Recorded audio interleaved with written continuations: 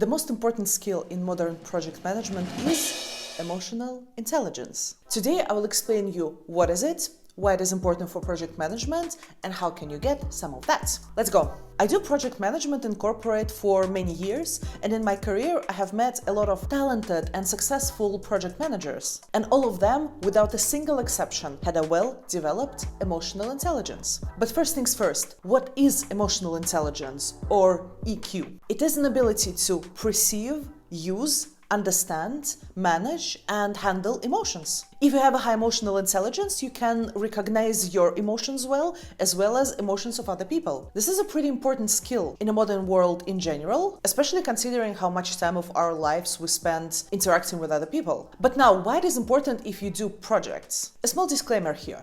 You don't need to be called a project manager officially to apply what I am about to share with you to your work and yourself. In current working environment, even if you're not called project manager, there is a high chance that you can occupy a role where you will do some projects. So even if you're doing certain projects within your current role, not project manager role, I still believe that what I'm about to share may be helpful for you. Now, we all used to think about project managers as fellas with primarily high analytical and high logical skills. Of course, not exclusively, right? So we know that project managers should have a well-rounded skill set, but the primary skill set should be organizational and analytical. Although it's for sure necessary, there has been an increased demand for a well-developed emotional intelligence as well as other social skills. Now, why is it that important? Well, if you do projects, your work involves an endless interactions with other people. I would even split it into two types, and the first one is your project team. You have the actual team of people who work on a project. For example, if you're an IT project manager, there is a high chance that you will have a development team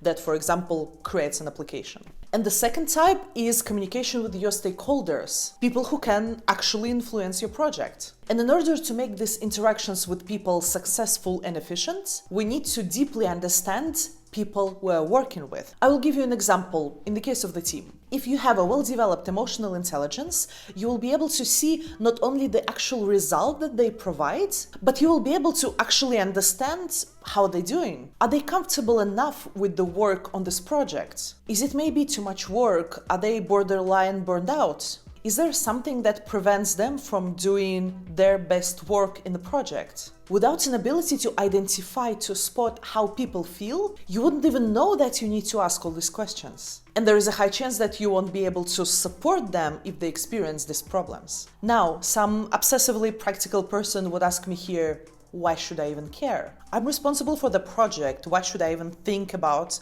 how people feel? Well, let me tell you, the importance of that is not just in caring about other people's well-being. Although it's for sure true, and even in the working settings, it's actually okay to care to a certain extent about how people around you are feeling. But the main point here is that unhappy, burned out, exhausted employee is not performing on top of her or his abilities. So this is absolutely practical. Things like that can ruin your project, especially if this burned out, exhausted person is, for example, a key expert. A lot of companies understand that, and that's why they raise the bar of emotional intelligence developments for all the project managers they hire. Now let's talk about stakeholders, and actually with them it's even more straightforward. They are called stakeholders because they have a certain interest in a project, and often they can affect your project success. If they feel uncomfortable, if for example they're not sure if they're well aware of what's going on in the project, this may lead to an accumulated dissatisfaction on their side. To detect things like that, you will need a well-developed emotional intelligence.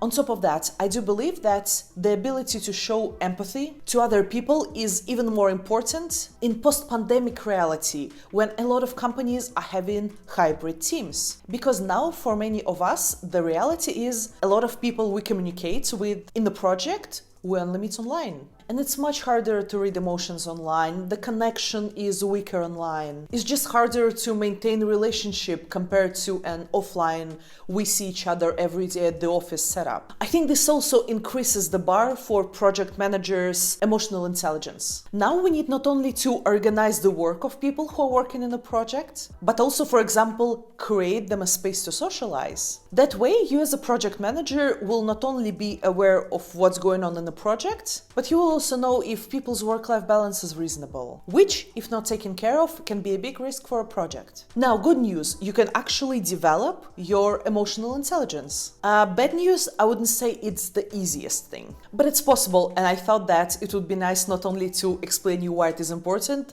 but also share something practical, like how can you work on your emotional intelligence. I have seen a lot of techniques and approaches for developing your emotional intelligence, and to be honest, some of them are pretty tricky, especially if you've never done anything like that before. But there are a few things that almost all of these techniques had in common, so I will share it with you now. And the first activity is focused on identifying your own emotions. Well, it's actually quite hard to understand other people's emotions if you're unable to detect and understand yours. Also, we're often ignoring our emotions, we're not paying attention to it. It's just something that happens to us throughout our life. That's why the first step would be to learn how to identify your own emotions. How you do this? You practice observing how you feel and then name this emotion that you experience. Sometimes people do this in their mind, sometimes for some people it's easier to do journaling, to literally write down things like that. For people who kind of never done this before, it may be easier to do things like that, to do this identification of your emotions with a coach or a therapist, but often that's not strictly necessary, you can do it yourself. Start with this. Set a daily notification, a daily reminder to take a 1-minute break and detect what emotions are you feeling right now in this exact minute. That way you will have a small, tiny practice of this muscle every single day. I promise you it's not a waste of time, it's a really helpful exercise. And it takes time to develop. That's why what will help you is the small incremental progress every single day. And the second way of developing your emotional intelligence is to practice being open-minded towards other people. Please remember, narrow mind is a direct sign of a low emotional intelligence. So here's my practical recommendation for you. When you observe someone's emotional reaction to something and you feel that you disagree with that, take a pause and think, why are they feeling that way? Imagine you're standing in a bus stop and there are a lot of random people standing next to you. Now the car is passing by too quickly and boom, all of you are soaking wet. You can identify that you, for example, feel irritated and annoyed.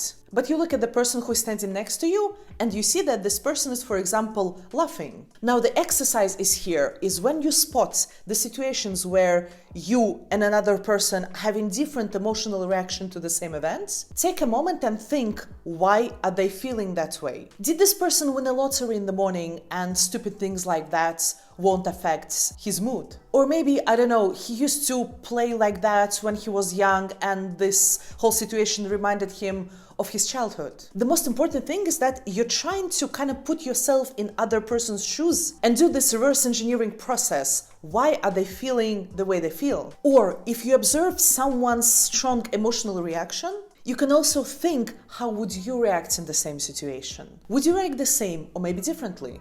All these exercises are aimed to stretch your emotional intelligence muscle. And if you do this step by step, it would be easier for you to identify what other people feel, which is, once again, super handy at work. To conclude, emotional intelligence is getting quite important not only for formal project management roles, but for any people who are doing any kind of projects at work. I encourage you not to neglect this part of your self-development. I deliberately didn't give you like 101 way to develop your EQ, because these exercises are actually pretty effective. It's just the consistency that matters. Emotional intelligence is a muscle, and it won't get trained overnight. I hope it was helpful, and if yes, let me know. I'll meet you in the comment section. Bye!